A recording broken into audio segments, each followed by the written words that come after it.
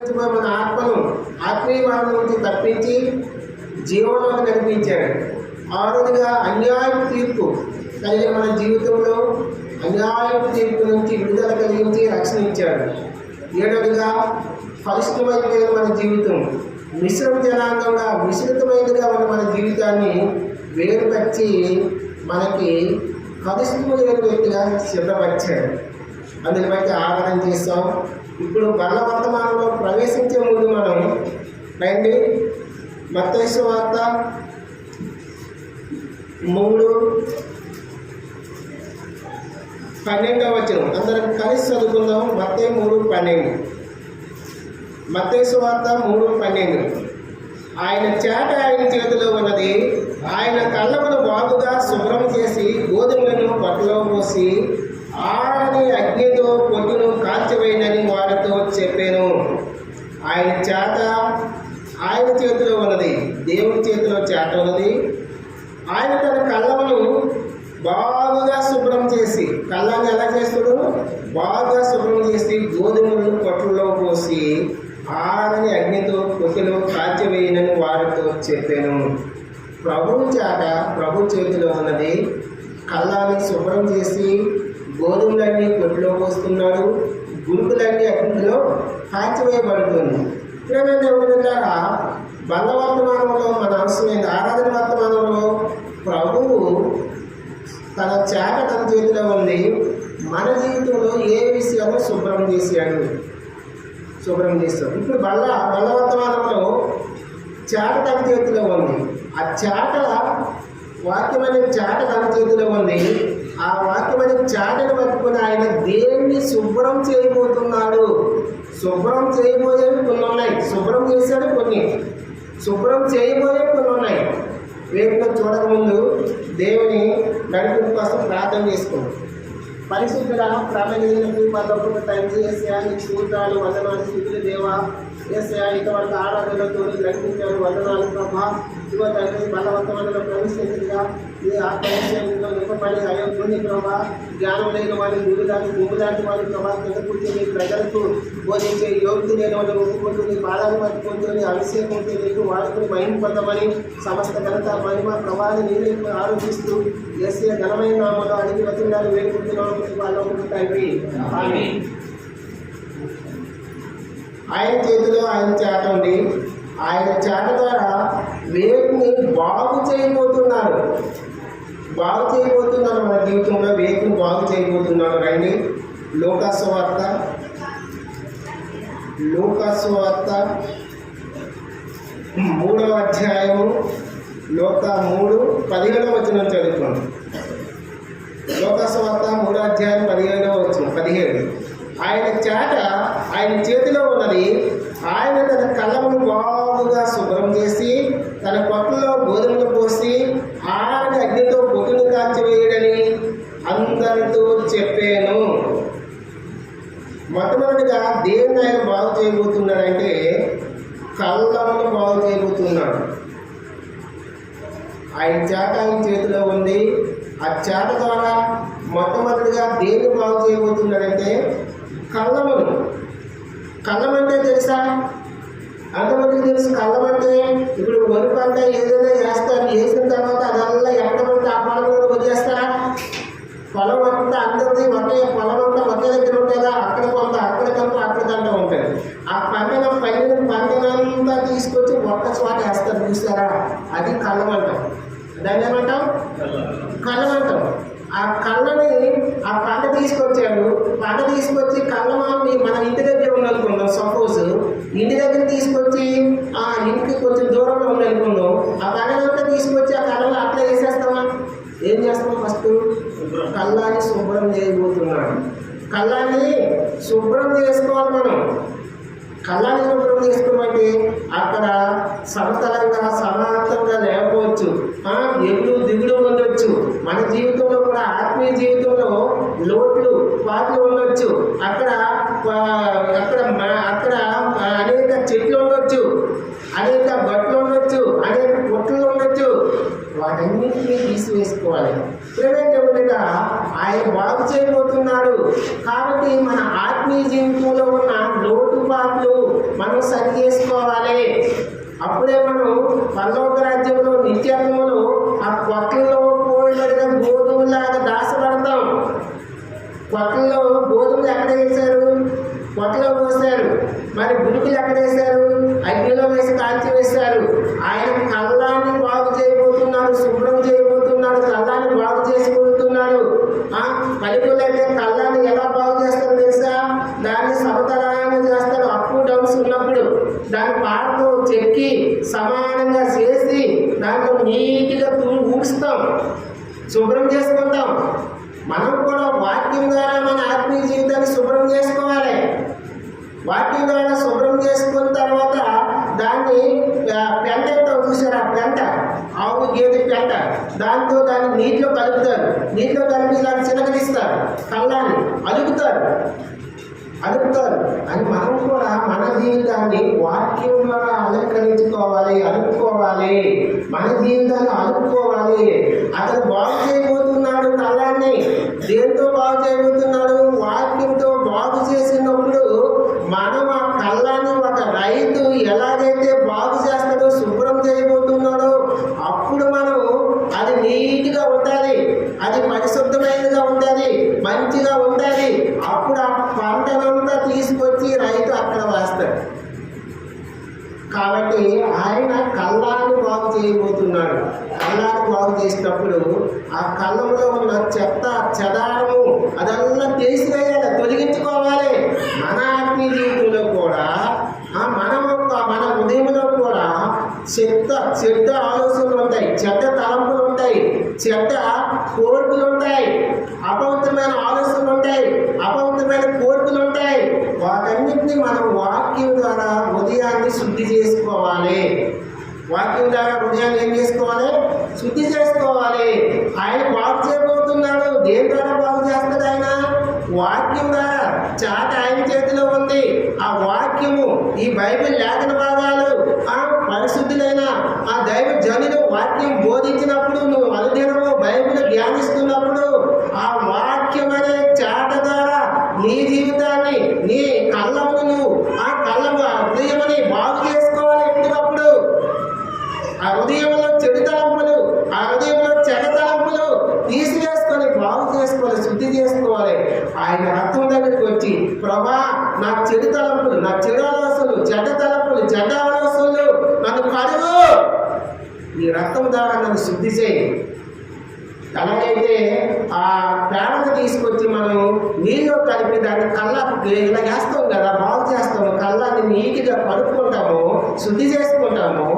మనం కూడా అనుదినము, అనుక్షణము ఆయన వాక్యం ద్వారా మన హృదయాన్ని శుద్ధి చేసుకోవాలి. ఆయన శుద్ధి చేయబోతున్నాడు, కానీ మనం శుద్ధి చేసుకోవాలి. ఆయన వాక్యంగా శుద్ధి చేసుకోవాలంటే మనం విన్న వాక్యానుసారంగా నడుచుకోవాలి. అప్పుడే శుద్ధి చేసుకోగలుగుతాం. ఏదో దైవ సేవకుల నుంచి వాక్యం చెప్తున్నారు, విన్నామా, ఇలా విడిచిపెట్టిపోయామంటే శుద్ధి చేయనట్టుగా. ఎక్కడ వేసిన బంధలు అక్కడే ఉంది. ఏమైనా మార్పు ఉందా? మార్పు లేదు. జీవితం మార్చుకున్నామా? ఏమీ మార్చుకోలేదు. ఏం ప్రయోజనం? ఆయన బాగు చేసిపోతున్నాడు కాబట్టి మనం శుద్ధి చేసుకోవాలి, బాగు చేసుకోవాలి. ఆ వాక్యం ద్వారా, ఆ వాక్యం ద్వారా ఆయన మాట్లాడినప్పుడు మనం సరి చేసుకోవాలి, బాగు చేసుకోవడం అంటే. ఆ కళ్ళాన్ని ఆయన బాగు చేయబోతున్నాడు, కళ్ళను ఆయన నీట్గా చేయబోతున్నాడు, నీ హృదయాన్ని ఆయన నీట్గా చేయబోతున్నాడు, నీ హృదయాన్ని ఆయన వాక్యం ద్వారా శుద్ధి చేయబోతున్నాడు, నీ హృదయాన్ని ఆయన వాక్యం ద్వారా పలుకుతున్నాడు. మనం పడుకోవాలి, వాక్యం ద్వారా ఎప్పటికప్పుడు సరి చేసుకోవాలి. అప్పుడే గోధుమలైతే ఎట్లాగా కొట్లో పోసి దాసబడిందో అవి పరలోక రాజ్యములు నువ్వు దాసపడతావు, పరలోక రాజ్యములు నువ్వు ఉంటావు. ఆ నిత్యము ఆ దేవుని బయటపరుస్తావు, ఆరాధిస్తావు. లేదంటే ఒకరిగా మనము ఆయన బాగు చేసినప్పుడు మనము బాగు చేసుకోవాలి, శుద్ధి చేసుకోవాలి. బాగు చేయడం అంటే, ఆయన బాగు చేయడం అంటే ఎట్లా? వాక్యం ద్వారా మనతో మాట్లాడతారు, అప్పుడు మనం సరి చేసుకుని శుద్ధి చేసుకోవాలి. అదే బాగు చేయడం అంటే. కాబట్టి మనం మన హృదయాన్ని వాక్యం ద్వారా ఎప్పటికప్పుడు ఒకప్పుడు మట్టి మాలిన్యము, దాంట్లో అపవిత్రమైన కోర్పులు అవన్నిటిని తొలగించుకోవాలి, అవన్నిటిని తీసివేసుకోవాలి, శుద్ధి చేసుకోవాలి. ఆయన బాగు చేయబోతున్నాడు. నువ్వు బాగుపడాలంటే నిన్న వాక్యానుసారంగా నడుచుకుంటే బాగుపడతావు. అప్పుడు పట్టులో పోయబడతావు, దాసపడతావు. దాసపడిన గోధుమ గింజ పరలోక, ఆ గోధుమ గింజ ఎవరు కాదు, దాసపడిన గోధుమ గింజే పరలోక రాజ్యంలో ఉండబడతాయి. దాయిపోయిన పొట్టులో పోసిన గోధుమ గింజ పరలోక రాజ్యంలో ఉంటుంది. బయట ఉన్న గోధుమ గింజ ఏమవుతుంది? పొట్టు ఏమవుతుంది? దానిలో పొట్టు కాల్చబడుతుంది అగ్నిలో. ఆ కాల్చబడిన పొట్టల్లా ఆ లోకానుసారమైన జీవితం జీవించేవాడు. ఆ దాసపడిన గోధుమ గింజ ఆయన జగతికి పునాది వేయబడక మునుపు నేను నన్ను తన చుట్టూలో ఏర్పాటు చేసుకున్నాడే. వారి ఆ గోధుమ గింజలుగా సిద్ధపరచబడిన వారు మాత్రమే పట్టులో పోయబడతారు. ఆయన బాగు చేయబోతున్నప్పుడు నువ్వు బాగు శుద్ధి చేసుకోవాలి, మన లోపాన్ని సరి చేసుకోవాలి. కొంతమంది మన లోపాన్ని సరి చేసుకోవాలి.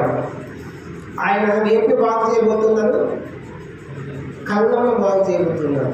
కళ్ళము, ఆ ఉదయం అనే కళ్ళములో మనం ఉన్న చెడ్డ ఆలోచనలు, చెడ్డ తలంపులు మనం తీసివేసుకొని శుద్ధి చేసుకోవాలి. రెండోది చూద్దాం రండి. మత్తయి సువార్త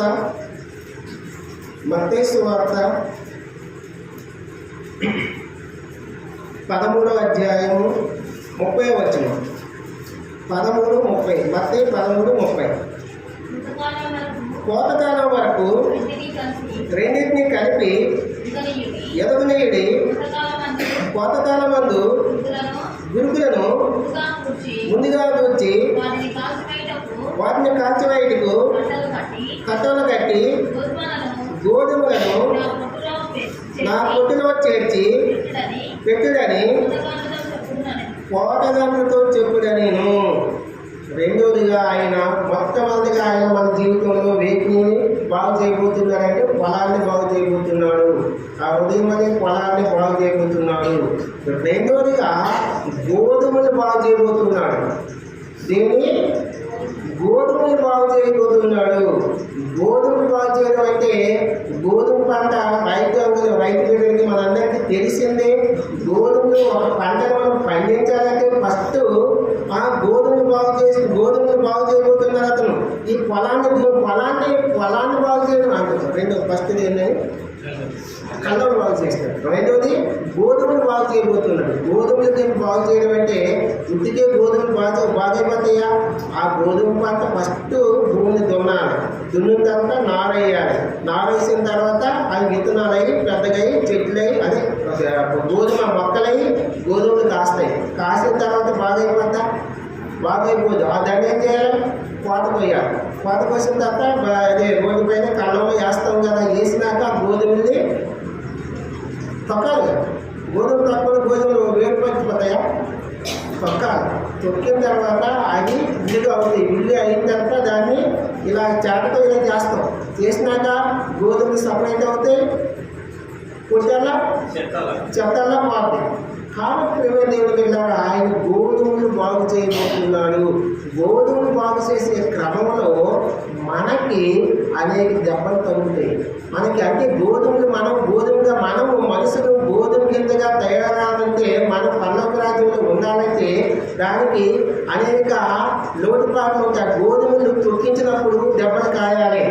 దేవుడు మనకి కొన్నిసార్లు మన జీవితంలో కొన్ని అనుమతులు ఇస్తాడు. నిన్ను నన్ను ఒక గోధుమ కిందగా ఆయన సిద్ధపరచడం కోసము మన గోధుమ కిందగా మనం సిద్ధపడాలంటే ఆ గోధుమను ఇది కట్టితో పట్టాలి. కొట్టితేనే సపరేట్ కాదు. కాబట్టి కొన్ని ఆర్థిక పరిస్థితులు అనే గోధుమ ఆర్థిక పరిస్థితులతో మీరు పట్టబడాలి. కొన్ని నిందలు మన మీద పట్టబడాలి. కొన్ని అవమానాలు మన మీదకి రావాలి. వాటన్నిటిని తట్టుకున్న తర్వాత సపరేట్ అవుతుంది గోధుమ గింజ. అలాగే మన యాత్రా జీవితంలో మనము ఆ గోధుమ చెట్టు నుంచి వేరుపరచబడాలంటే కొన్ని నిందలు వస్తాయి, కొన్ని అవమానాలు వస్తాయి. అది గోధుమ గింజ దంచబడాలి, కట్టలతో పోయబడాలి, దాన్ని దెబ్బలు తగులుతాయి. మన యాత్రా జీవితానికి అన్వయించుకుంటే ఈ యాత్రా జీవితంలో కొన్ని దెబ్బలు వస్తాయి. అనారోగ్యమైన దెబ్బలు వస్తాయి, ఆర్థికపరమైన దెబ్బలు వస్తాయి, వ్యాధులనే దెబ్బలు వస్తాయి, నిందలనే దెబ్బలు వస్తాయి, అవమానాలనే దెబ్బలు వస్తాయి. వాటిని భరించినప్పుడే ఆ గోధుమ కింద సిద్ధపరచబడుతుంది. అంత మాత్రం కాదు, ఆ గోధుమ కింద సపరేట్ అయిన తర్వాత దాన్ని ఎండలో పెట్టాలి. ఎందుకు ఎండలో పెట్టాలి? దానికి పచ్చిదనం ఉంటుంది. పాపమని పచ్చిదనం నీలో ఉంటే అది సరైన గోధుమ కింద కాదు. పాపం ఎండిపోవాలి, పాపం చచ్చిపోవాలి. అప్పుడు గోధుమ కింద సిద్ధపరచబడింది. అప్పుడు కొద్దిగా పోస్తాం. పచ్చిగా పోస్తే ఏమవుతుందన్నా? పురుగు పెట్టారు. పచ్చిగా గోధుమ కింద పోస్తే ఏమవుతుంది? ఎందుకు ఎక్కడ పెట్టాలని గోధుమ కిందని మన జీవితంలో పచ్చదనం ఏంటంటే ఆ పచ్చదనమే పాపం అనే అపవిత్రమైన జీవితం పచ్చదనం. వాటిని తీసివేసుకుని ఎండిపోవాలి. నువ్వు గోధుమ కిందగా సిద్ధపరచబడాలంటే ఎండిపోవాలి, చచ్చిపోవాలి. అప్పుడే గోధుమ కింద చచ్చిన తర్వాత పచ్చిగా గోధుమ కింద మొలకెత్తదు. చచ్చిపోయిన తర్వాత దాన్ని నాటితో మొలకెత్తుతుంది.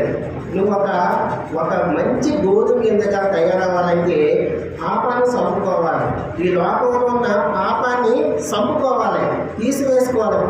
పాపిని నా పాపాన్ని తీసివేయడం కోసం, నా అపరాధాలను తీసివేయడం కోసం ఈ లోకంలోకి వచ్చి నువ్వు మరణించి, నువ్వు పరిహరించి, నీ ప్రాణాన్ని పణంగా పెట్టి నాకు ఒక నిజమైన గోధుమ కిందగా సిద్ధపరచడం కోసము నువ్వు దున్నబడ్డావు. నువ్వు ఎన్నో దెబ్బలు తిన్నావు, నువ్వు ఎన్నో గాయాలు పరచబడ్డావు, ఎన్నో నిందలు అవమానాలు భరించావు. ఆయన భరించాడా లేదా? భరించాడు. నిందలు భరించాడా? అవమానాలు భరించాడా? కొడాదెబ్బలు తిన్నాడా? ఎందుకు? నిన్ను నన్ను ఒక గోధుమ గింజలాగా చేయబోతున్నాడు. ఆయన చేయకపోవడం కోసం, చేయబోయే క్రమంలో ఇవన్నీ వస్తాయి. మన జీవితంలో, యాత్రా జీవితంలో డైరెక్ట్గా మనం పరలోకంకి వెళ్ళిపోవాలంటే వెళ్ళిపోలేము. ఆ పరలోకం అంటే విలువైనది, ఆ పరలోకం అంటే వెలించి కొనలేనిది, చాలా అమూల్యమైనది. ఈ లోకంలో ఎంతో మంది ధనవంతులు ఉండొచ్చు. వారికి అయిన ధన్యత నీకు నాకు దేవుడు ఎందుకు ఇచ్చాడంటే నిన్ను నన్ను గోధుమ గింజలకు బాగు చేయబోతుంది. గోధుమ గింజగా ఒక మంచి గోధుమ విత్తనంగా సిద్ధపరచడం కోసము మనల్ని కోసం, మన కోసం ఆయన ప్రాణం పెట్టి దెబ్బలు తిన్నాడు. మనం కూడా ఆ గోధుమ గింజని ఆ విత్తనాన్ని వాక్యం ద్వారా మనతో మాట్లాడినప్పుడు మనం గోధుమ గింజగా తయారయ్యే క్రమంలో నిందలు భరించాలి, అవమానాలు భరించాలి, దెబ్బలు భరించాలి. వాటన్నిటిని భరించుకున్నప్పుడే మనం బాధలో చేయవేయాలి. చిన్నదైన నిందలు వస్తాయి, గ్యారంటీ. నువ్వు తప్పు చేయకపోవచ్చు, నువ్వు నిజాయితీగా జీవించవచ్చు, అయినా సరే నిందేసేవాళ్ళు నిందేస్తాడు. అయినా యేసు ప్రభువు వారు ఆయన కొట్టిన వాళ్ళని, ఆయన గర్వించే వాళ్ళని, ఆయన ముందేసే వాళ్ళని ఏమైనా అన్నాడా? అలాగైతే యేసుక్రీస్తు ప్రభు వారి యొక్క స్వభావంలోకి మనం మార్చబడాలి. అప్పుడే మనం గోధుమ గింజ. అంతేగాని ఎవరో ఏదో అన్నారనుకుని చెప్పిన మాటలు విని వాళ్ళ మీద లేనిపోని మాటలు చెప్పేసి వాళ్ళ మీద పాపగించుకొని వారి మీద మనం మౌనంగా ఉంటే దేవుడు తన పని చేస్తాడు. ఏది నిజమో, ఏది వాస్తవమో, ఏది అబద్ధమో నీకు తెలుసు. నువ్వు గోధుమ గింజగా ఉన్నప్పుడు నువ్వు మన పాపములన్నీ చచ్చిపోవాలి. మనం చచ్చిపోవాలి. విధంగా చెప్పాలంటే అన్ని విషయాల్లో చచ్చిపోవాలి. ఈ లోక సంబంధమైన అన్ని విషయాలు చెడిపోవాలి. అప్పుడే నిజమైన గోధుమ గింజలాగా నువ్వు ఉంటావు. ఆయన గోధుమలను బాగు చేయబోతున్నాడు. గోధుమలు బాగు చేయడం అంటే నిన్ను నన్ను ఆ గోధుమ గింజలాగా సువర్ణం వలె తీర్చిదిద్దాలనుకుంటున్నాడు. అప్పుడు ఈ ఆటుపోట్లన్నీ వస్తాయి, వాటన్నిటిని భరించాలి.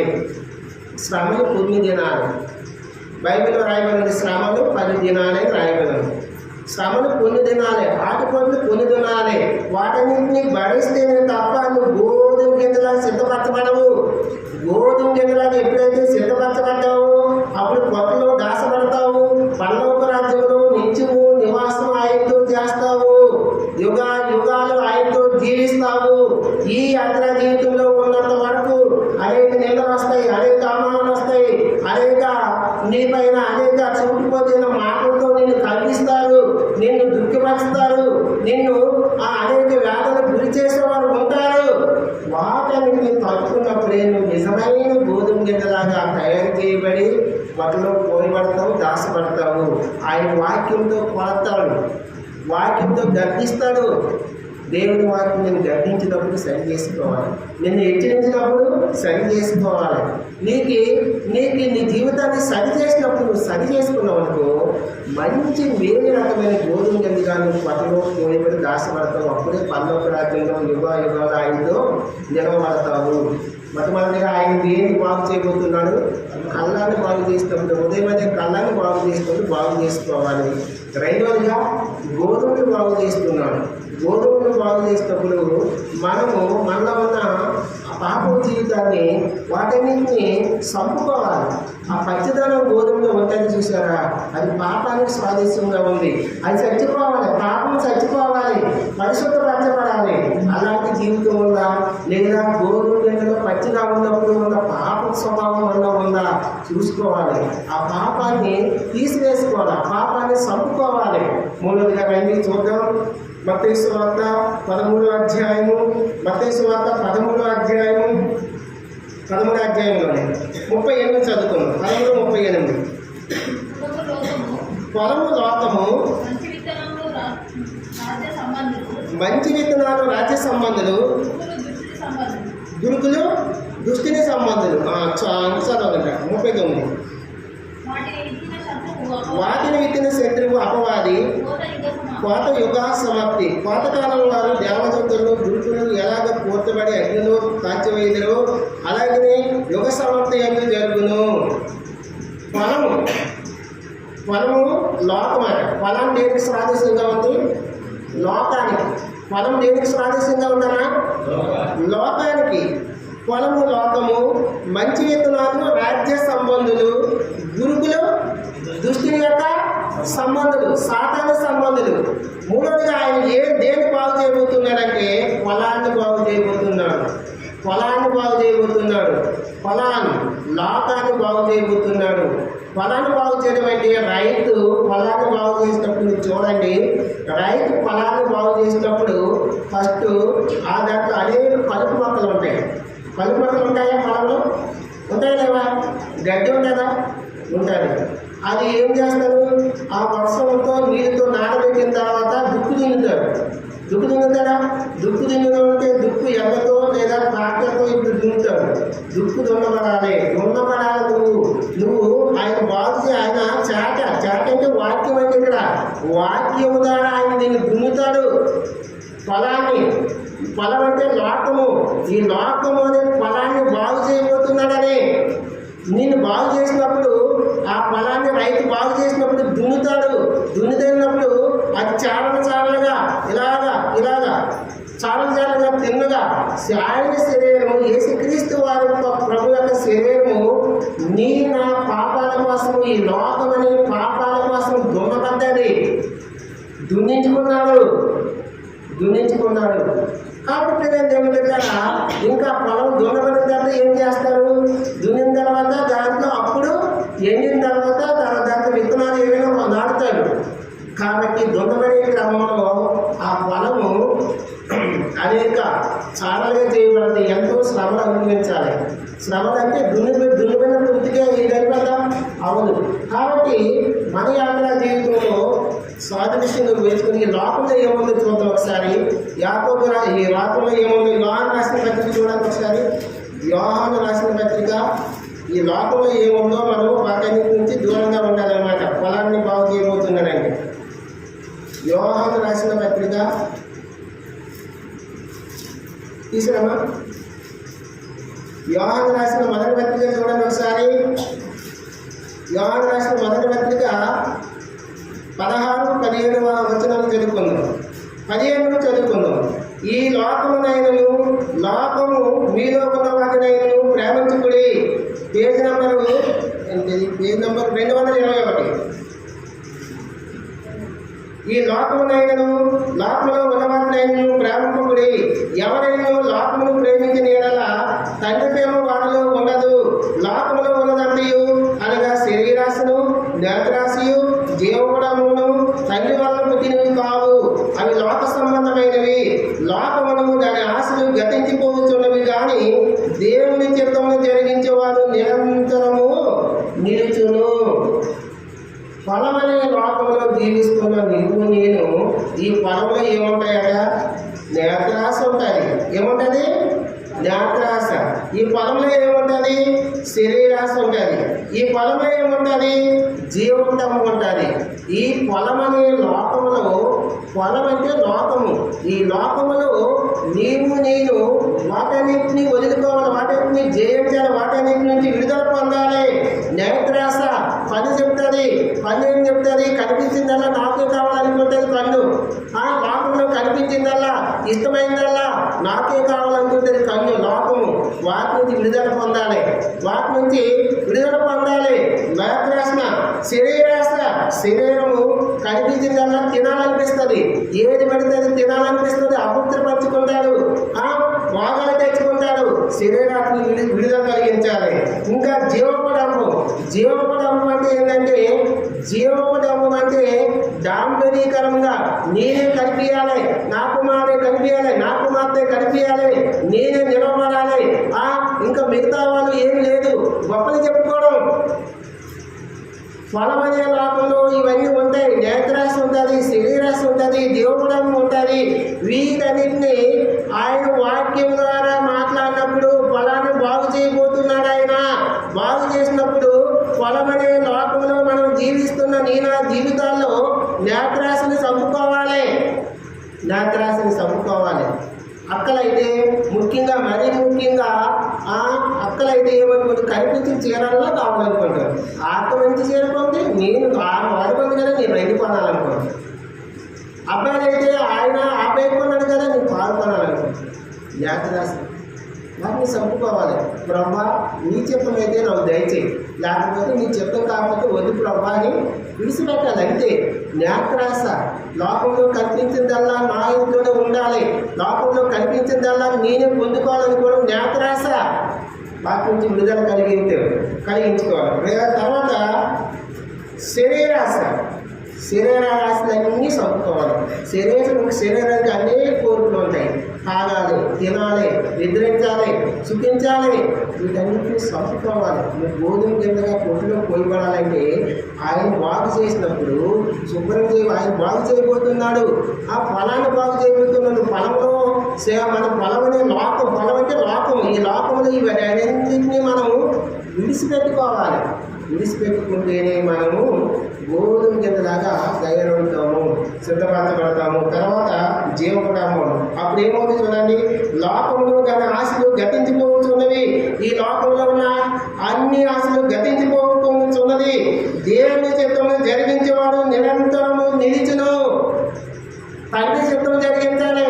ఈ లోకంలో తండ్రి ఏ చిత్తం ప్రకారం యేసుక్రీస్తు ప్రభువాన్ని ఈ లోకానికి పంపించాడు, సమస్త మానవాళి యొక్క పాపములు పరిహరించడం కోసము తన ఏకైక కుమార్ని ఈ లోకానికి రిక్తుడిగా పంపించాడు. ఎందుకలా పంపించాడంటే ఈ సమస్త మానవాళి అందరూ పరలోకంలో ఉండాలి. ఎవరైతే నా వాక్యానికి లోబడి ఈ లోకంలో తన జీవితాన్ని సరి చేసుకుంటారో, నేత్రాశను, శరీరాశను, జీవపదార్థాన్ని చంపుకొని నాలో నిలిచి ఉంటారో వారి పరలోక రాజ్యంలో, నిత్య రాజ్యంలో ఉండాలని తండ్రి చిత్తం జరిగించిన వారిని నిలిచును. తండ్రి చిత్తం జరిగించడం కోసం మనం జరిగిస్తే నిరంతరం నిలిచి ఉండేవారు ఉంటాము. కాబట్టి ప్రేమ పిల్లరా, ఆయన ఫలాన్ని రైతు ఎట్లా దున్నుతాడో ఆ దున్నబడినట్టుగా మనం ఈ లోకంలో దున్నబడాలి. కొన్ని శ్రమల ద్వారా దున్నబడాలి. కొన్ని శ్రమలు వస్తాయి, అనుమతిస్తారు. ఉత్తికే మనం పరలోక రాజ్యంలో పోవాలంటే పోలేము. శ్రమల ద్వారా పోతే ఎవరికైతే శ్రమలు వస్తున్నాయో వారు దున్నబడుతున్నారు, సిద్ధపరచబడుతున్నారు. గోధుమ గింజలా సిద్ధపరచబడుతున్నాము. అర్థం చేసుకోవాలి. దున్నబడకుండా డైరెక్ట్గా పరలోక రాజ్యంలో ప్రవేశించాలంటే ఏ శ్రమలు లేకుండా, ఏ నిందలు లేకుండా, అవమానాలు లేకుండా ఉద్యోగ పరలోక రాజ్యంలో బహుమానాలు ఉండవు. వారి క్రియ చెప్పున ప్రతి వారికి ఇచ్చి జీతం సిద్ధపరిచిన జీతం నా యొక్క ఉన్నది. ఈ లోకంలో యేసుక్రీస్తు ప్రభువారి సువార్త ప్రకటించినప్పుడు ఎంతో మంది దైవ సేవకులు, ఎంతో మంది భక్తులు, ఎంతో మంది సువార్తకులు గాయపరచబడుతున్నారు, దున్నబడుతున్నారు. ఆ నేత్రాశలు, శరీరాశలు, జీవోపడం నుంచి విడుదల పొంది సమస్తాన్ని చెత్తతో పెద్దగా వెంచబడి విడిసివేసబడి ప్రభు కోసం ప్రభు పరిచయంలో పొందుతున్నారు. అప్పుడే నువ్వు దున్నబడకపోతే, నువ్వు శ్రమల ద్వారా ప్రయాణించకపోతే, ఆయన శ్రమల్లో సిలువ ధరించాడంటే, సిలువను ఎత్తుకున్నాడంటే శ్రమలను ఎత్తుకున్నాడు. సిలువ అంటే శ్రమలకు సాదృశ్యం. సిలువ అంటే నిందలో అవమానానికి సాదృశ్యం. నువ్వు సిలువను ఎత్తుకోవాలి. సిలువను ఎత్తుకోకుండా, శ్రమలు లేకుండా, ఏ అవమానం లేకుండా, ఏ నిద్ర లేకుండా డైరెక్ట్గా పరలోక రాజ్యంలో నేను గోధుమ గింజలా పట్నం పోయబడిన దాసపడిన గోధుమ గింజలాగా ఉంటారంటే కుదరదు. ఈ లోకయాత్రలో శ్రమల ద్వారా ప్రయాణం చేయబడాలి. ఈ లోకయాత్రలో నిందల ద్వారా, అవమానం ద్వారా ప్రయాణించాలి. ఈ ఆశలన్నీ వదిలిపోవాలి. అప్పుడు ఇంకా 15 వచనం, ఈ లోకంలోని ఉన్నవాడినైనా ప్రేమించుకొని ఎవరైనా లోకమును ప్రేమించిన యెడల తండ్రి ప్రేమ వాళ్ళలో ఉండదు. లోకాన్ని ప్రేమిస్తే తండ్రి యొక్క ప్రేమ ఉండదు అని వాక్యం సెలవిస్తుంది. కాబట్టి ఈ లోక సంబంధమైన నేత్రాశ, శరీరాశ, జీవకుడంబాన్ని మనం చంపుతున్నప్పుడే మనం ఆయన బలమును బాగు చేయబోతున్నాడు. ఆయన బలమును బాగు చేసే క్రమంలో మనం వీటన్నింటినీ విడిచిపెట్టుకునేది మనం బాగై ఉంటాము. అప్పుడే మనము పరలో పోసిన గోధుమ గింజ వల్లే ఉంటాము. కాబట్టి ప్రేమ దేవుడి బిడ్డలారా, మనము విన్న వాక్యం ప్రకారము మన జీవితాన్ని బాగు చేసుకోవాలి. 4వ చూద్దామండి. 4వది మత్తయి సువార్త 13వ అధ్యాయము 25 చూద్దాం. 25 చదువుతాం. మనుష్యుడు నిద్రించుచుండగా అతని శత్రువు వచ్చి గోధుమ మధ్యను గురుగులు విత్తుపోయిను. మొలకలు పెరిగి గింజలైనప్పుడు గురుగులు కూడా అగుపడెను. అప్పుడు ఇంటి యజమాని దాసులు అతని వద్దకు వచ్చి, అయ్యా, నీవు నీ పొలంలో మంచి విత్తనములు విత్తుదువు కదా, అందులో గురుగులు ఎక్కడి నుంచి వచ్చిదు అని అడిగెను. ఇది శత్రువు చేసిన పని అని అతను వారితో చెప్పగా, ఆ దాసుడు, మేము వెళ్ళి వాటిని పెరిగి కూర్చుట నీకు ఇష్టమా అని అతన్ని అడిగినాము. అందుకతడు, వద్దు, గురుగులను పెరుగుచుండగా వాటితో పాటు ఒకవేళ గోధుమలను పెరిగించుదువు, కోతకాలం వరకు రెండింటినీ ఎరగనీయుడి. 4వదిగా ఏమంటే, దీని ద్వారా మనం మనస్సును నిద్రించి చూడగా అతని శత్రువు వచ్చి గోధుమల మధ్యలో వేపు నాటాడు, గురుగులు విత్తాడు. సాతాను నేను జీవితంలో సాతాను చేత విత్తబడిన గురుగులను ఆయన బాగు చేయడానికి వచ్చాడు. గురుగులు ఎవరు నాటారు? రైతు నాటాడా? యజమాని నాటాడా? గురుగుల మధ్యలో అదే గోధుమలు నాటాడు. గురుగులు ఎవరు నాటారు? యజమాని ఏం నాటలేదు. ఎవరు నాటారు? శత్రువు అనే సాతాను చేతలో సాతాను ద్వారా నాటబడిన గురుగులను బాగు చేయడం కోసం ఆయన బాగు చేయబోతున్నాడు. తన చేతిలో ఉన్న చాట ద్వారా, సాతాను ద్వారా నాటబడిన గురుగులను బాగు చేయబోతున్నాడు.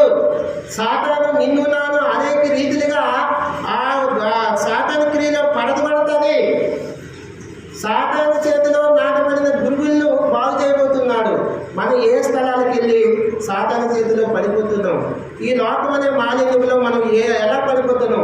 కొన్నిసార్లు మనం ఈ లోకంలో తిరిగినప్పుడు ఫంక్షన్కి వెళ్తాం, పెళ్ళింటికి వెళ్తాం, అనేక విధాలుగా తిరిగినప్పుడు మనము ఎక్కడ పడిపోతున్నామో మనము వాటిని బాగు చేయడం కోసమే ఆయన ఈ లోకానికి వచ్చి ప్రాణం పెట్టి, అంటే ఆయన బాగు చేయడం అంటే వాక్యం ద్వారా మన జీవితాన్ని సరిచేయడం కోసం, మనం ఎక్కడ తప్పిపోకుండా ఉండడం కోసం, మనం ఎక్కడ పాపంలో అపవిత్రమైన దాంట్లో పడిపోకుండా ఉండడం కోసము ఆ నాటబడిన గురుగులు, సాతాను నాటిన గురుగులు తీసివేయబోతున్నారు, బాగు చేయబోతున్నారు వాక్యం ద్వారా. అప్పుడు మనం సరి చేసుకున్నామా? ఆ బాగు చేయబడి పట్టులో దాచబడతాం. గోధుమలు ఎలా దాచబడిందో. అయితే ఇక్కడ వాక్యం ఏం చెప్తుంది? ఆ రైతు వచ్చి వంతున్నాడు రైతుకి. ఆ దాసుడు వచ్చి, ఇదిగో మనమైతే గోధుమలే నాటాము, మనమైతే మంచి విత్తనాలే నాటాము, కానీ గురుగులు వచ్చినాయి. గురుగులు ఎక్కడి నుంచి వచ్చాయి? సాతాను నాటాడు. ఎవరు నాటాడు? సాతాను మన కుటుంబాల్లో పిల్లల్లో గురుగులు కలగజేస్తాడు. మన కుటుంబంలో భార్యలో గురుగులు కలగజేస్తాడు. మన కుటుంబంలో భర్త ద్వారా గురుగులు కలగజేస్తాడు. మన కుటుంబంలో మన ఇరుగు పొరుగు ద్వారా గురుగులు కలగజేస్తాడు. ఎవరిలో ప్రవేశిస్తాడో తెలియదు.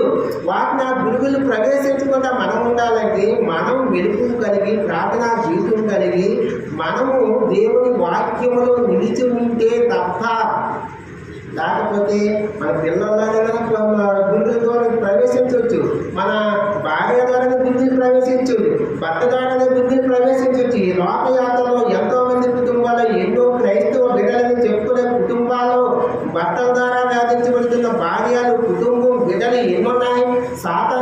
నాటిపోతుంది.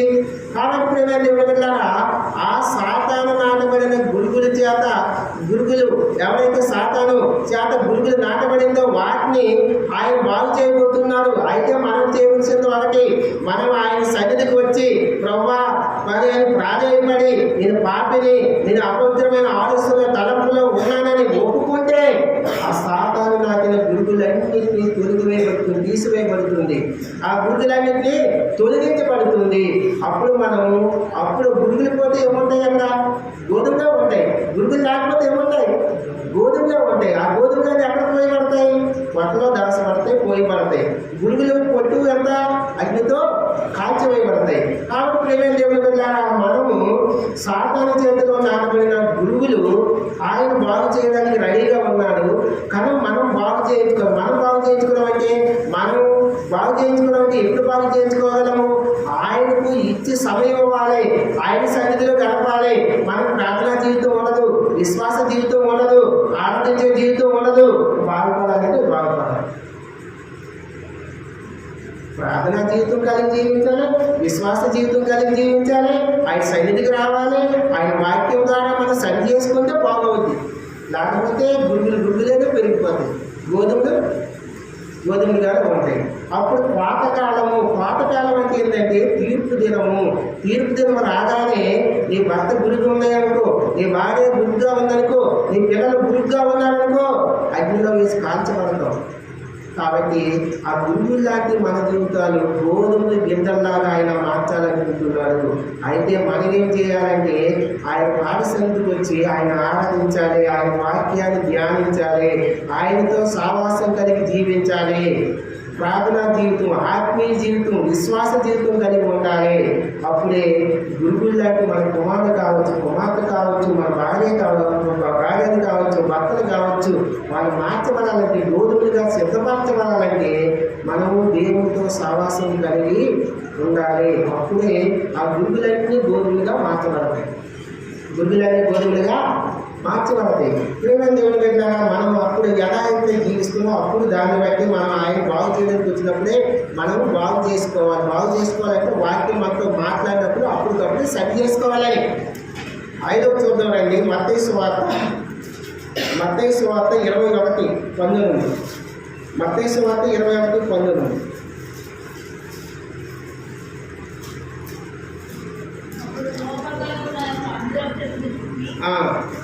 దాని యొద్దకు రాగా దాని యొక్క ఆకులు తప్ప మరేమీ కనబడలేదు కనుక దాన్ని చూసి ఒక మీదట ఎన్నటిని నీవు కాపాయకుడు దాకా అని చెప్పాడు. తక్షణమే ఆ అంజూరపు చెట్టు ఎండిపోయింది. అప్పుడు త్రోవ పక్కన ఉన్న ఒక అంజూరపు చెట్టును చూసి దాని ఎందుకు రాగా దాని ఎందు ఆకులు తప్ప మరి ఏమీ కనబడలేదు. అంజూరపు చెట్టు ఏమైంది? ఆకులు తప్ప ఏమి ఫలాలు ఉన్నాయా? ఏం లేవు. ఆకులు తప్ప అంజూరపు చెట్టు ఫలాలు ఉన్నాయా? మరేమి కనబడలేదు. కనుక దాన్ని చూసి ఇటు మీదట ఎన్నటికీ నువ్వు కాపు కాయకుందు అని చెప్పాను. తక్షణమే ఆ అంజూరపు చెట్టు ఎండిపోయిన అంజూరపు చెట్టు లాంటి ఎండిపోయిన జీవితాన్ని బాగు చేయడానికి వచ్చాడు ఆయన. అంజూరపు చెట్టు ఏమైంది? ఇక్కడ ఎండిపోయింది. ఏమైందమ్మా? ఫలాలు ఉన్నాయా? ఎండిపోయింది. అంజూరపు చెట్టు ఎండిపోయింది. అంజూరపు చెట్టుని బాగు చేయడానికి వచ్చాడు. బాగు చేయడానికి కోసం బాగు చేయబోతున్నాడు. ఎండిపోయిన అంజూరపు చెట్టుని బాగు చేయబోతున్నాడు. లోకాసువార్తలో చూడండి ఒకసారి, దాని గురించి ఉంటుంది. లోకాసువార్త 13వ అధ్యాయంలో చూడండి ఒకసారి. లోకాసువార్త 13వ అధ్యాయంలో అంజూరపు చెట్టు గురించి ఉంటుంది. లోకాసువార్త 13వ అధ్యాయంలో 13:6 చదవండి అక్కడ.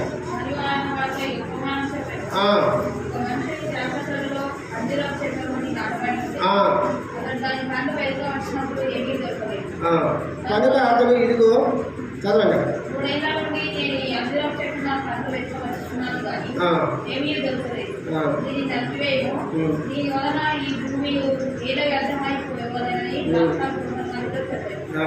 అయితే వాడు అయ్యా నేను దాని చుట్టూ తప్పి 20 మటుకు ఈ సంవత్సరం కూడా ఉండదు ఫలించినా సరే నేను నరికించిపోయమని అతను. ఇక్కడ యజమానుడు ఒక ద్రాక్ష తోట ఉంది. ద్రాక్ష తోటలో అంజూరపు చెట్టు ఉంది. ఆ అంజూరు చెట్టు ఎన్ని సంవత్సరాల నుంచి ఫలించలేదట? 3 సంవత్సరాల నుంచి. 3 సంవత్సరాల నుంచి ఫలించకపోతే తోట యజమాని ఏమవుతున్నాడు? అయ్యా 3 సంవత్సరాల నుంచి చూస్తున్నా ఈ అంజూరు చెట్లు ఫలించే లేవు, ఫలాలు లేవు, ఎండిపోయి ఉంది, దీన్ని తీసివేసి బయట పడేసే అన్నప్పుడు ఆ రైతు ఉన్నాడు కదా తోటమాలి ఏం చెప్తున్నాడు? అయ్యా ఈ సంవత్సరం కూడా దీన్ని ఉంచు, నేను ఎరువేస్తా, నీరు పోస్తా, ఫలించలేదనుకో అప్పుడు తీసిపడేద్దాం. ఈయన జీవితాల్లో ఫలింపు లేని జీవితంలో అంజూరు చెట్టు ఎండిపోయి ఎట్లా ఉందో దాన్ని బాగు చేయడానికి ఆయన వచ్చాడు. వాక్యం ద్వారా వచ్చాడు. ఆయన శరీరధారిగా లోకానికి వాక్యం ద్వారా శరీరధారిగా వచ్చాడు. వాక్యాన్ని ధరించుకున్నారు. ఆ వాక్యం మన దగ్గరికి వచ్చినప్పుడు మనము ఎప్పుడో రచన మానసు బాప్తీసం తీసుకున్నాం. అయినా సరే ఫలాలు లేని వాడుగా అంజూరు చెట్టు ఎట్లా ఎండిపోతుందో అదే స్థితిలో ఉన్నామనుకో, ఆయన బాగు చేయబోతున్నాడు వాక్యం ద్వారా. ఏం ద్వారా? ఎరువు పెడుతున్నాడు. వాక్యం అనే ఎరువు నీరు కొడుతున్నాడు. ఆ వాక్యం ద్వారా మనతో మాట్లాడినప్పుడు ఆ ఎరువుని నీటిని ఆ చెట్టు ఎప్పుడైతే పీల్చుకుందో అప్పుడు అది చచ్చిపోయిన చెట్టు సిగిరించి పువ్వులు పోస్తుంది మొలకెత్తి. కాబట్టి ఎండిపోయిన మన ఆత్మీయ జీవితము ఆయన వాక్యం ద్వారా మాట్లాడినప్పుడు మనం ఆ వాక్యానుసారంగా సరి చేసుకున్నప్పుడు ఆ ఎండిపోయిన ఆత్మీయ జీవితాన్ని సిగిరింపు చేస్తాడు. ఆయన ఎండిపోయిన ఆత్మీయ జీవితాన్ని సిగిరింపు చేస్తాడు. అప్పుడు మనం ఫలాలు కాస్తాం. అప్పుడు మనం ఆత్మీయ ఫలాల వల్ల సమృద్ధిగా ఉంటాయి. ఆ అంజూరు చెట్టు ఏ స్థితిలో ఉందో, ఎండిపోయి ఏమీ లేక ఆకులు తప్ప ఏమీ లేని స్థితిలో, ఎండిపోయే స్థితిలో ఉందో మన ఆత్మీయ జీవితం కూడా ఆయన బాగు చేయబోతున్నాడు. వాక్యం ద్వారా మనతో మాట్లాడినప్పుడు ఆ వాక్యం మనతో మాట్లాడినప్పుడు మనం సరి చేసుకుంటే బాగు చేస్తాడు. సరి చేసుకోకపోతే అంజూరు చెట్టు 3 సంవత్సరాల నుంచి ఎలాగ ఫలాలు లేకుండా ఉందో అలానే ఉంటుంది. మన ఆత్మీయ జీవితం కూడా నేను 20 సంవత్సరాలు, 30 సంవత్సరాలు, 40 సంవత్సరాల నుంచి మందిరానికి వస్తుందంటే ప్రయోజనం లేదు. వాక్యం నీతో మాట్లాడినప్పుడు నువ్వు ఫలవంతమైన జీవితము ఆ ఎండిపోయిన చెట్లాగా ఉన్నావనుకో ఏం ప్రయోజనము? 3 కాళ్ళ చెట్టు ఉండరావు, ఏం ప్రయోజనము? పువ్వులు లేవు, కాయలు లేవు, పండ్ల లేవు. మన ఆత్మీయ జీవితం కూడా దినదినము ఆ వాక్యం ద్వారా మనం సరి చేసుకున్నప్పుడు ఫలించేవారుగా ఉంటాము. ఆ వాక్యం మనతో మాట్లాడినప్పుడు సరి చేసుకుంటే ఫలాలు పువ్వులు వస్తాయి, కాయలు కాస్తాయి, ఫలాలు పళ్ళు వస్తాయి. ఫలభరితమైన జీవితం. ఆత్మఫలాలు గలతీలకు రాసిన పత్రిక 5:22 ఉంటాయి. ఆత్మఫలాలు ప్రేమ, సంతోషము, సమాధానము, దీర్ఘశాంతము, దయాలత్వము. అవన్నీ నేను ఉండాలంటే ఆ 3 బారిన చెట్లాగే ఉంటావా? ఈ ఆత్మఫలాలు పొందుకొని ఉంటావా? నీ ఇష్టం. ఆత్మఫలాలు పొందుకోవాలంటే ఆయన వాక్యం ద్వారా మాట్లాడినప్పుడు సరి చేసుకోవాలి. ఆ 3 బారిన జీవితం సిలింపు చేసి ఇవన్నీ పొందుకుంటావు. లేదా వాక్యాన్ని సరి చేసుకోలేదు, నువ్వు ఎన్ని సంవత్సరాల మందిరానికి వచ్చినా ఎక్కడ వేసిన గొంగలి అలాగే ఎలాగో ఉందో, కదలకు లేదా జలము లేక నీ జీవితంలో మార్పు లేక ఎలా ఉండవో అలాగే ఉంటావు. వాక్యం ద్వారా సరి చేసుకున్నావు, జీవితంలో మార్పు వస్తుంది. జీవితంలో మార్పు వచ్చి నువ్వు ఆత్మీయ జీవితం దినం అభివృద్ధి చెంది ఆత్మఫలాలు పొందుకొని ఉంటావు. అప్పుడే పొట్టలో పోసిపడిన గోధుమ గింజ వలె నువ్వు సిద్ధపరచబడి ఉంటావు. వాక్యం నీతో మాట్లాడినప్పుడు అప్పుడు ఎండిపోయిన అంజూరు చెట్టులాగా ఉంటావా? వాక్యంతో సరి చేసుకొని ఫలించే అంజూరు చెట్టుగా ఉంటావా? Choice is yours. నీ చేతుల్లోనే ఉంటాయి. కాబట్టి దేవుని బిడ్డలారా, ఎండిపోయిన అంజూరపు చెట్టుని బాగు చేయడానికి ఆయన రాబోతున్నాడు, బాగు చేయబోతున్నాడు ఆయన వాక్యం ద్వారా. అప్పుడు సరి చేసుకుంటే నువ్వు బాగుపడతావు. లేకపోతే ఎండిపోయిన స్థితిలోనే ఉంటావు. మన ఆత్మీయ స్థితి ఎండిపోయిన స్థితిలోనే ఉంటుంది. ప్రార్థన జీవితం ఉండదు, ఆత్మీయ జీవితం ఉండదు, ఆనందించే జీవితం ఉండదు, దేవుని బిడ్డలతో సావాసం ఉండదు, దేవునితో సావాసం ఉండదు. ఆయనకి వేరుగా ఉండి మనం ఏమీ చేయలేము. ఆయనతో అంటుకట్టబడి ఉంటేనే ఫలిస్తాం, అది గ్రహించాలి. ఆయనకి వేరుగా ఉండి మనం ఏమి చేయలేము, మనం ఫలించలేము. ఆయనతో అంటుకట్టుబడి ఉండాలండి. ఇది చెట్టు ఉంది, చెట్టు కొమ్మని నరికేస్తే బయటకు వేస్తాము, అది ఫలిస్తారా? ఎందుకు వద్ద? మనం కూడా అంతే. ఆయనతో అంటుకట్టబడి ఉంటే ఫలిస్తాము, ఫలవంతమైన జీవితం ఉంటుంది, లేకపోతే ఎండిపోతాం. అంతే, సింపుల్. ఇప్పుడు ఆయన దేని బాగు చేస్తాడు? మన జీవితంలో బాగు చేయబోతున్నాడు, కళ్ళాన్ని బాగు చేయబోతున్నాడు. మన హృదయం అనే కళ్ళాన్ని సరి చేసుకోవాలి, ఎప్పటికప్పుడు శుద్ధి చేసుకోవాలి. రెండోదిగా గోధుమ గింజలాగా మనము అంటే కొన్ని శ్రమల ద్వారా మనం ప్రయాణించినప్పుడు సిద్ధపరిచిన మన పాపం అనే పచ్చిదనం ఉన్నప్పుడు అది తీసివేసుకుంటే గోధుమ గింజలాగా సిద్ధపరచుకొని కొత్త పాస్తాము. మన మూడోది ఫలములు. లోకం అనే ఫలముని ఆయన బాగు చేయబోతున్నాడు. ఈ లోకంలో నేత్రాశ, శరీరాశ, జీవనం అంటే వాటి విడుదల కలిగి చేస్తేనే మనం ఫలం బాగు చేసుకునేది అవుతుంది. వాటన్నిటిని మిక్స్ పెట్టుకుంటే అప్పుడే ఆ గోధుమ అయితే పక్కన పోయబడద్ది. నాలుగోదిగా సాతాను చేత నాటబడిన గురుకులను బాగు చేయడానికి వచ్చాడు. సాతాను చేత నాటబడిన గురుకులని పిగిలించుకోవాలి. ఐదవది ఎండిపోయిన జీవితం. అంటే అంజూరపు చెట్టు ఎలాగైతే ఎండిపోయిన జీవితం ఉందో దాన్ని బాగు చేయడానికి వచ్చాడు, సరి చేసుకోవాలి. ఇప్పుడు ఆరోజు చూద్దామని. ఆరోజు యెషయా గ్రంథం దిగండి. ఆరోజు యెషయా గ్రంథం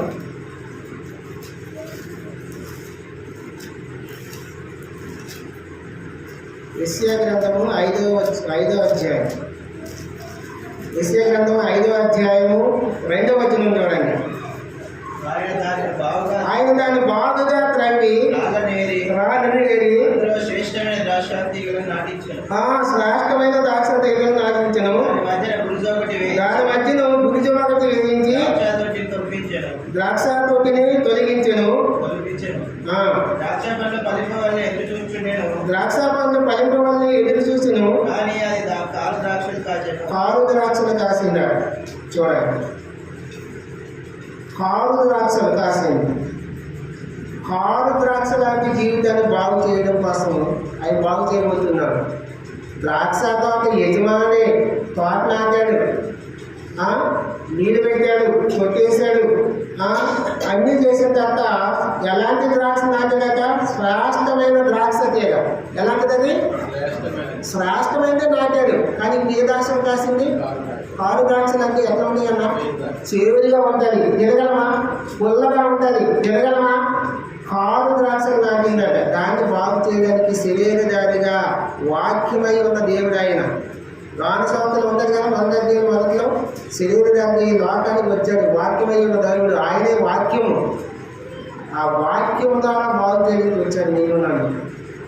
కారు ద్రాక్షలు కాసే ద్రాక్ష చెట్టును బాగు చేయబోతున్నాడు ఆయన. కాబట్టి ఆ బాగు చేయడానికి వచ్చిన దేవుడు వాక్యం మన లోపల ఏం చేస్తుందో చూడండి. దీంట్లో కారు ద్రాక్షలు చేదుగా ఉంటాయి. చేదనే పాపం చేదుగా ఉంటుంది. పాపము చేదు. ఆ చేదు పాపానికి సాదృశ్యంగా ఉంది. ఆ పుల్లదనం ఇవన్నీ పాపము లోకానికి సాదృశ్యంగా ఉంది.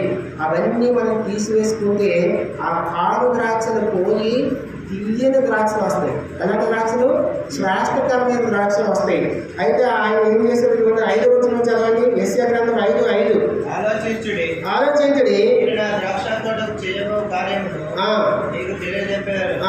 నేను అది వేసివేయబడినట్లు దాని కంచెను కొట్టివేసేదను, దాని గోడను పడగొట్టి దాన్ని పాడు చేసేదను. అది శుద్ధి చేయబడదు, త్రవ్వబడదు. అయితే చాలండి, ఆగండి, తర్వాత చూద్దాం. సరే, ఆరోజు కూడా చదువు. దానిలో గచ్చిపోదలను చెట్టును కలిసి సరే, వాక్యం ద్వారా ఆయన మనల్ని కారు ద్రాక్షలుగా ఉన్న నిన్ను నన్ను బాగు చేయడానికి వచ్చినప్పుడు మనం ఆయన ఎంతవరకు నీ చుట్టూ నా చుట్టూ కంచెను కొట్టి కంచె ఎంతవరకు కంచించాడు. ద్రాక్ష సాక్షులకు ఏమిచ్చాడు? కంచె వేసాడు కాబట్టి మనం ఈరోజు సజీవ లెక్కలో ఉన్నాం.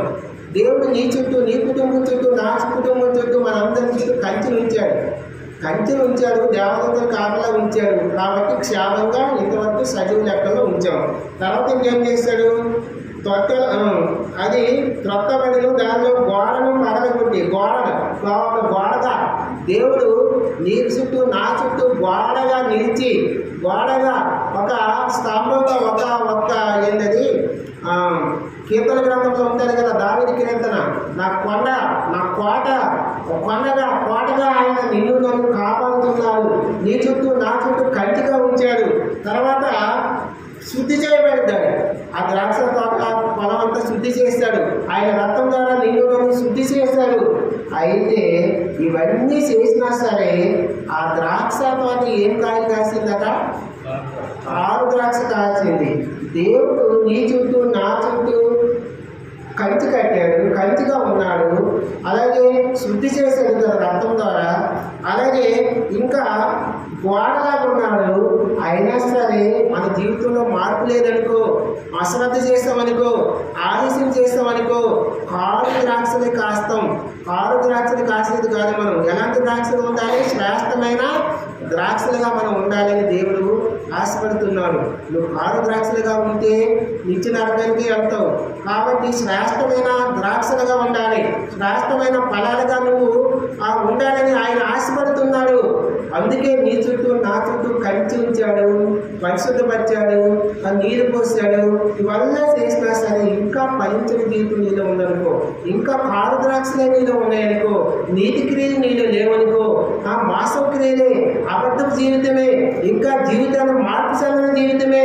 ఎప్పుడైతే రక్షణ మార్పు బాప్టిజం లేదో అప్పుడున్న అబద్ధ జీవితం ఉంది, వాసన జీవితమే ఉంది, నీతి క్రియలు లేవు, అపవిత్రమైన జీవితమే ఉంది, పరిశుద్ధత లేదనుకో, నీ జీవితంలో మార్చుకోలేదనుకో, ఇంకా నువ్వు కారు ద్రాక్షలు కాసినందుకే, కారు ద్రాక్షలు కాసినందుకే శ్రేష్టమైన ఫలాలు ఎప్పుడు పొందుకుంటావు? శ్రేష్టమైన ఫలాలు పొందుకోవాలంటే ఆయనతో మనం నిలిచి ఉండాలి. ఆయనలో నిలిచి ఉంటే, ఆయనలో వాక్యానుసారంగా మనం సరి చేసుకుంటే మన క్రియలు మార్చుకోవాలి. ఒకప్పుడు మారుమనస్సు పొందాలి. మనం మారుమనస్సు అంటే ఏంటంటే మనం ఉన్న అలవాట్లు, ఒకప్పుడు తాగుబోతువి, ఇప్పుడు దేవుడు సేవించినప్పుడు తాగుబోతుగా లేకపోవడం మారుమనస్సు. ఒకప్పుడు మోసగాడివి, ఇప్పుడు మోసం చేయడం మానేస్తావు, మారుమనస్సు పొందావు. ఒకప్పుడు దొంగవి, ఇప్పుడు నీతిమంతుడయ్యావు, మారుమనస్సు పొందావు. నువ్వు మారుమనస్సు లేకుండా, జీవితం మార్చుకోకుండా, మార్పు చెందిన జీవితం లేకుండా ఉన్నావంటే నువ్వు కారు ద్రాక్షలు కాసినట్టుగా, కారు ద్రాక్షలు ద్రాక్షలాగా ఉన్నట్టుగా జీవితం మారలేదు. ఏం ప్రయోజనము? కారు ద్రాక్షలుగానే ఉన్నావనుకో, ఆయన రాబోతున్నాడు. ఎప్పుడు వస్తాడో, ఏ గడిలో వస్తాడో తెలియదు. అప్పుడు నువ్వు ఏం చేయబడతావు? అగ్నితో కాల్చబడతావు. అగ్ని ఆడదు, పురుగు సావదు. కాబట్టి ప్రేమ దేవుని ఇట్లాగా నువ్వు కారు ద్రాక్షగా ఉంటావా, లేదు శ్రేష్టకరమైన ద్రాక్షగా, శ్రేష్టకరమైన గోధుమ గింజగా ఉండి ఆ పరలోక రాజ్యంలో నిత్యము నిలుస్తావా? నీ ఇష్టం.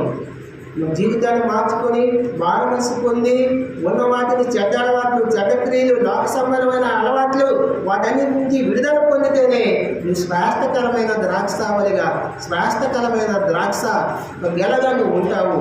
లేదా కారు ద్రాక్షలు పూసినట్టుగా, కారు ద్రాక్షలు ఎప్పుడు చేదుగానే ఉంటాయి, లోకానికి పాపానికి స్వాదస్యంగా ఉంటే, మళ్ళీ నువ్వు పాపాన్ని జరుపుకుంటున్నావంటే, మళ్ళీ నువ్వు లోకంలోనే ఉంటున్నావంటే, లోక మాలిన్యంలోనే జీవిస్తున్నావంటే నువ్వు కారు ద్రాక్షలలో ఉన్నట్టుగా శ్రేష్టమైన ద్రాక్షలుగా ఉండాలని దేవుడు ఆశపడుతున్నాడు.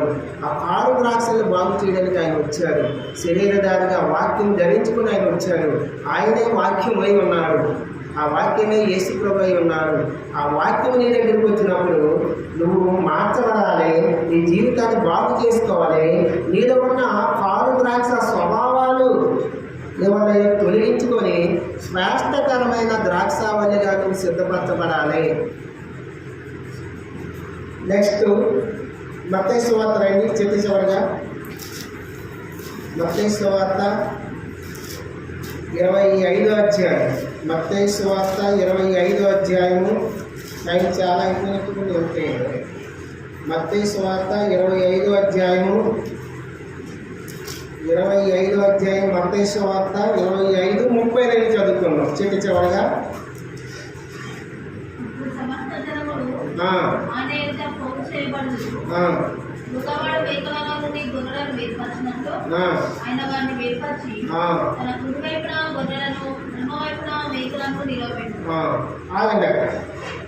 అప్పుడు సమస్త జనములు ఆయన ఎదుట పోగు చేయబడిరు.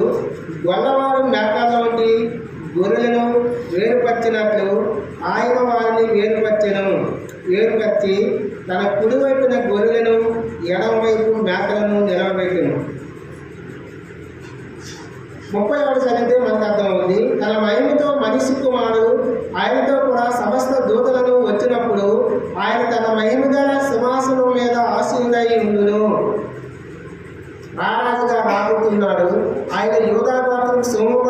రాబోతున్నాడు. అప్పుడు ఏం జరగబోతుందంటే గొల్లవాడు మందలో నుంచి గొర్రెలు సపరేట్ చేసినట్టుగా, మేకలు సపరేట్ చేసినట్టుగా ఆయన చేయబోతున్నాడు.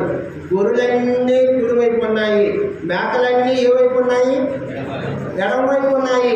గొర్రెలుగా ఉంటే మాటలకు వచ్చారు, అదే గొర్రెల స్వభావం ధరించుకుని ఉండాలి మనం అంటున్నాడు. మేకలుగా ఉన్నారా?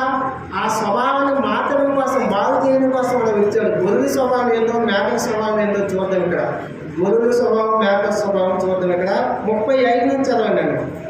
నేను ఆకలి కొంటిని, మీరు నాకు భోజనం పెట్టితిరి, దప్పికుంటిని, దాహమిచ్చితిరి, పరదేశమై ఉంటిని, నన్ను చేర్చుకుంటిరి, దిగంబరినై ఉంటిని, నాకు బట్టలిచ్చితిరి, రోగినై ఉంటిని, నన్ను చూడవచ్చితిరి, సరసాల్లో ఉంటిని. అందుకు నీతిమంతులు ప్రభువా ఎప్పుడు నీ వాక్యం చూసి నీకు ఆహారం ఇచ్చితివి. అదన్నా చదివితే చాలా ఇష్టం. ఇక్కడ చూడండి, గొర్రెల స్వభావం ఏంటంటే గొర్రె యజమానికి లోపడతారు. గొర్రె యజమానికి ఏముంటుంది? లోపడతారు. గొర్రె ఆయన గొర్రె నిజం యజమానికి లోపడతాయి. ఇక్కడ చూడండి, గొర్రె యొక్క స్వభావం ఏంటంటే నేను ఆకలి కొట్టిని, మీరు నాకు భోజనం పెట్టింది. గొర్రెలు అంటే కుడివైపు ఉన్న వారికి గొర్రెలు అనమాట. ఆ గొర్రెలే మనమే, తప్పిపోయిన గొర్రెలు అంటే మనం. ఎలాంటి గొర్రెలు అంటే తప్పిపోయిన గొర్రెలు మనమే. ఆ తప్పిపోయిన గొర్రెల్ని నిన్ను నన్ను ఆయన చేర్చుకొని ఎలాంటి స్వభావంలో మార్చాడంటే ఆకలి ఉన్న వారికి ఆహారం పెట్టే వారికి సిద్ధపరిచాడు. ఆకలి ఉన్న వారికి ఆహారం పెట్టాలి. అప్పుడు నువ్వు గొర్రె స్వభావంలో ఉండేట్టుగా, అప్పుడు నువ్వు దేవుని యొక్క కుడివైపున ఉంటావు, కుడిపార్శ్వలో ఉంటావు. ఎప్పుడు తీర్పు దినాన్న గొర్రెలు దేవుని యొక్క కుడిపార్శ్వన ఉంటుంది, మేకలన్నీ ఎడపార్శ్వన ఉంటుంది. అవన్నీ నిత్యనరకంలో పోతాయి. నువ్వు గొర్రె స్వభావం ధరించుకోవాలంటే ఏంటంటే నీలో ఉందని చెప్పడానికి, నువ్వు ఆకలి కొనే వారికి అన్నం పెట్టే స్వభావం ఉందా? మీరు నాకు భోజనం పెట్టింది. దప్పికొంటిని, దప్పికతో ఉన్నవాడికి నీరు పెట్టాలి. అలాగే నాకు దాహం ఇచ్చి పరదేశమై ఉంటుంది. ఎవరైనా తెలియని అంటే పరదేశమై ఉంటుందంటే మన ప్రజల కాలం, మన బంధువుల కాలం వాళ్ళకి చేర్చుకునే స్వభావం కలిగి ఉన్న దిగంబరనై ఉంటుంది. బట్టలు లేని వారికి బట్టలు దానం చేసే స్వభావము. నాకు బట్టలు ఇచ్చి రోగునై ఉంటుంది, నన్ను చూడవచ్చి ఆదరణ కొరకు. మీ కష్టాల్లో సుఖాల్లో ఒక సంఘములో సావాసములో ఒక బిడ్డ అనారోగ్యంతో ఉన్నప్పుడు నువ్వు పరామర్శించావా? నువ్వు ప్రార్థించావా? అతని దగ్గరికి వెళ్ళావా? ఆ స్వభావంలో ఉన్నావా? అయితే గొర్రె స్వభావం ఉన్నట్టుగా. సరసాల్లో ఉంటుంది, నా యొద్దకు వచ్చి తిని సరసాల్లో బంధకాల్లో బంధించబడినప్పుడు కూడా అతని దగ్గరికి వచ్చి పరామర్శించారా? మీరు ఆ స్థితిలో ఉంటే గొర్రె స్వభావం. ఒకరికి ఆకలేసినప్పుడు మన అన్నం పెట్టి ఒక స్వభావంలో ఉన్నామా? మన ఇంటికి భిక్షగాడు వచ్చినప్పుడు భిక్షగాడికి మనం అన్నం పెట్టి ఆదరిస్తున్నామా? ఏమైనా కలిగింది ఇస్తున్నామా? మనం భిక్షగాడికి ఇచ్చేది ఏమి ఇస్తాం? పాసిపోయింది అది పనికిరాని ఇస్తాం. అది గొర్రె స్వభావం లేనట్టుగా మనకు కలిగిన దాంట్లో కొంచెమైనా సరే శ్రేష్టకరమైన దానికి పెట్టే స్వభావం ఉండాలి. కాబట్టి ఇంకా గొర్రె స్వభావం ఎలాంటిదంటే దాహం వేసినప్పుడు నీరు ఇచ్చే స్వభావం. ఆ గొర్రె అప్పుడు ఆయనే గొర్రె పిల్లగా ఈ లోకానికి వచ్చి వధించబడ్డాడు. ఆయన మౌనం వహించిన గొర్రె పిల్ల వలె బొచ్చు కత్తిరించిన గొర్రె పిల్ల ఎలా మౌనం వహిస్తాడో నీ కోసము నా కోసం ఆయన మౌనంగా వహించి కలవరి శిలువలో తన ప్రాణం పెట్టాడు. ఆ గొర్రెలు మనం ఎలాగ తోటపోయి తిరిగిన గొర్రెలు మనం ఇప్పుడు మందలో చేర్చాడు, సంఘం అనే మందలో చేర్చాడు. ఆ గొర్రెలు మనం ఎలా తిరిగి మన ఇష్టానుసారంగా లోకానుసారంగా తప్పిపోయిన గొర్రెలు అంటే నిన్ను నన్ను సంఘంలో చేర్చాడు. మంద అంటే సంఘంలో చేర్చిన తర్వాత గొర్రె స్వభావం ధరించుకోవాలి. ఆ గొర్రె యజమానికి లోపడతాది, నువ్వు వాక్యానికి లోపడాలి. ఆ గొర్రె యజమానికి విధేయత చూపిస్తాది, నువ్వు విధేయత చూపించాలి. అలాంటి లోబడే జీవితం, విధేయత లేని జీవితం ఉందనుకో, లేదనుకో నువ్వు మేకలాగే ఉన్నట్టుగా మార్పు లేని జీవితమే. మేక చూడండి, మేకలు ఏమైనా లోబడదా? యజమానికి లోబడదు. తన ఇష్టానుసారంగా వెంకిలేస్తుంది, తన ఇష్టానుసారంగా తిరుగుతుంది. మేకలు అందుకే మేకలు సపరేట్ చేశారు. గొర్రెలు సపరేట్ చేశారు. గొర్రెలన్నీ కుడి పక్కన ఉన్నాయి, మేకలన్నీ ఎడమ పక్కన ఉన్నాయి. ఇది స్వాదిష్టమే. కలవరి శిలువలో యేసుక్రీస్తు ప్రభు వారు శిలువ కార్యం జరిగినప్పుడు శిలువ వేసినప్పుడు ఇద్దరు దొంగలు ఉన్నారు. ఏ దొంగ కుడివైపు ఉన్న దొంగ రక్షింపడ్డాడు, ఎడమవైపు దొంగ రక్షింపడ్డాడా? కుడివైపు దొంగ ఏమంటున్నాడు, ఎడమవైపు దొంగ ఏమన్నాడు? ఈయనే దేవుడైతే, ఈయనే రాజు అయితే, ఈయన రాజు అయితే అతను రక్షించుకుని మనల్ని రక్షించవచ్చు కదా. అయినప్పుడు ఎడమవైపు కుడివైపు దొంగ ఏమంటున్నాడు? నువ్వు ఏం మాట్లాడుతున్నావు? ఆయన నిజంగా ఆయన అప్పుడు తండ్రి నువ్వు పరలోకంలోకి వెళ్ళినప్పుడు నీ పై ప్రాంతంలో నన్ను జ్ఞాపకం చేసుకోన్నాడు. ఏమని ఒక మాట అన్నాడు ఆ కుడివైపు దొంగ ఏమన్నాడు? కాబట్టి వెంటనే ఆయన పరదేశంలోకి వెళ్ళాడు, నన్ను జ్ఞాపకం చేసుకున్నాడు. ప్రేమైన దేవుడు వెళ్ళారా, దేవుడు నిన్ను నన్ను కుడివైపు ఉంచాలనుకుంటున్నాడు. అతని దక్షిణాస్తము సాహస కార్యాలు చేసేదిగా ఉంటుంది. కాబట్టి ఆయన కుడివైపులో గొర్రెలాగా నిన్ను నన్ను చూడాలనుకుంటే గొర్రె స్వభావం మనం ధరించుకోవాలి.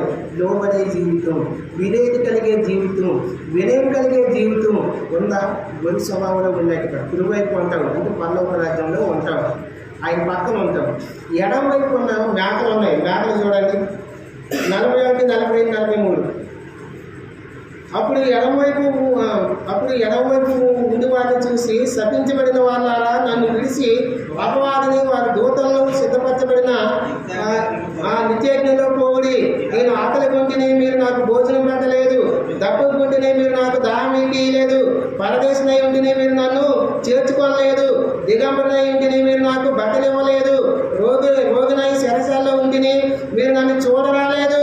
అప్పుడు అందుకు వారిని, ప్రభువా మేము ఎప్పుడు నీకు ఆకలి పొందుతాయి నేను ఇవన్నీ చేసినామంటే నా దాసుడికి ఏవైతే చేశారో నాకు చేసినట్టుగే, నా దాసుడికి చేస్తే నాకు చేసినట్టుగే, నా పేరు చెప్పి ఎవరు వస్తే వారికి చేస్తే నాకు చేసినట్టుగే, ఆవిడ చేస్తే నాకే చేసినట్టుగే, వారికి దానం తీస్తే నాకు దానం తీర్చినట్టుగే, బట్టలు లేని వాడికి బట్టలు ఇస్తే నాకు ఇచ్చినట్టుగే అని ప్రభు మాట్లాడుతూ ఉన్నాడు. ప్రేమ దేవుని పెట్టారా, మనము గొర్రె స్వభావం ధరించుకున్నామా లేదా మేక స్వభావం? మేక స్వభావం ఏంటంటే అది ఉత్తికే ఎగిరికి పడతాయి. రంకెలేసే స్వభావం, వ్యాసధారణ స్వభావంలాగా ఉంటుందండి, గర్జించే స్వభావంలాగా ఉంటుంది. అది ఆ సూపే చాలా డేంజర్గా ఉన్నట్టుగా ఉంటుంది సూపే. కాబట్టి అలాంటి స్వభావంలో మనం ఉన్నామా? గొర్రె స్వభావంలో మనం ధరించుకున్నామా? గొర్రె స్వభావం ధరించుకుంటే విధేయత కలిగి జీవించాలి, వినయం కలిగి జీవించాలి, లోబడే జీవితం జీవించాలి. అప్పుడే మనము కుడివైపు ఉంటాము, అప్పుడే మనం పరలోక రాజ్యంలో నిత్యము ఆయనతో ఉంటాము. మనం మేకల్ని ఆయన రాబోతున్నాడు, మేకల్ని సపరేట్ చేస్తాడు, గొర్రెని సపరేట్ చేస్తాడు. తీర్పు దినం అయితే జరగబోతుంది. కాబట్టి నువ్వు గొర్రె స్వభావం ధరించుకున్నావా? ఓకే, నిత్య నరకం నుండి తగ్గించబడతావు. మేక స్వభావం ధరించుకున్నావా? నువ్వు నిత్య నరకంలో అగ్నిలో కాలిపోతావు. అగ్ని ఆడదు, పురుగు చావదు. కాబట్టి మనము ఆయన ఈ నా జీవితాల్లో ఏమి బాగు చేయబోతున్నాడు? మొట్టమొదటిగా కళ్ళను బాగు చేయబోతున్నావు. హృదయం అనే కళ్ళను బాగు చేసినప్పుడు నువ్వు వాక్యం ద్వారా శుద్ధి చేసుకున్నావో సరే బాగుపడతావు. గోధుమలు ఎలాగైతే కొత్తలో ఉపయోగపడతావో అలా దాచబడతావు. రెండవదిగా గోధుమల్ని బాగు చేయబోతున్నాడు. గోధుమలు బాగు చేసేటప్పుడు ఆ గోధుమలో ఉన్న అంటే కొట్టబడినప్పుడు గోధుమలు కొట్టబడినప్పుడు నువ్వు విధేయత చూపించి లోబడితే ఆ గోధుమలు ఎలాగ సిద్ధపరచబడితే ఆ గోధుమలను పచ్చిదనం తీసివేయబడి పాపాన్ని స్వభావాన్ని తొలగించుకొని ఉంటే నువ్వు మంచి గోధుమ గింజగా సిద్ధపరచబడి కొత్తలోకి వస్తావు, పోయబడతావు, దేవుని రాజ్యంలో ఉంటావు. మూడవదిగా ఫలాన్ని సిద్ధపరచబడదు. ఫలాన్ని ఆయన బాగు చేయబోతున్నాడు. ఆ ఫలమనే లోకంలో స్వభావంలో శరీరాశ, నేత్రాశ, జీవపదము ఈ లోకంలో ఉన్నాయి. వాటన్నిటినీ విడిచిపెట్టుకుని వస్తే నిరంతరం నిలుస్తావు. లేదా అదే నాకు కావాలంటే, ఈ లోకధనమే నాకు కావాలంటే, నాకు నేత్రాశనే కావాలి, నాకు శరీరాశనే కావాలి అనుకుంటే సంసోను ఎలాగ నష్టపోయాడు? నేత్రాశ, శరీరాశకి వెళ్ళిపోయి సంసోను తన ప్రాణాన్ని సంఖ్యని చేత బంధించబడ్డాడు, సాతానుతో బంధించబడ్డాడు. ప్రియమైన బిడ్డలారా, మీరు అలాగా సంశయంలాగా మనం కూడా బంధించబడతామా? లేదా వాటన్నిటిని విడిచిపెట్టుకొని బాగు చేసుకొని ఈ పాప ఆశలన్నిటి నుంచి విడుదల చేసుకొని ఆ ఫలమనే హృదయాన్ని మార్చుకుంటామా? మీ ఇష్టం, మన ఇష్టం, అది మన చేతిలో ఉంది. నాలుగోదిగా, సాతాను చేత నాటబడిన గురుకుల్ని బాగు చేయడానికి వచ్చాడు. సాతాను అనేక చోట్ల అనేక విధాలుగా నన్ను చెడగొట్టాలని మన కుటుంబాల్లో, మన బంధువుల్లో, మన రక్త సంబంధుల్లో ప్రవేశించి గురుగులు నాటాలని చూస్తుంది. అయితే నువ్వు నా గురుగులు తొలగించుకోవాలంటే దేవుని సన్నిధిలో మొరపెట్టడం ఒకటి, దేవుని సన్నిధిలో కన్నీరు కార్చాలి, దేవుడితో సావాసం కలిగి జీవించాలి, దేవుని సమయాన్ని దేవుడికి ఇవ్వాలి. దేవుని సమయాన్ని దొంగిలించి మనం ఎన్నో రీతిగా నష్టపోతున్నాం.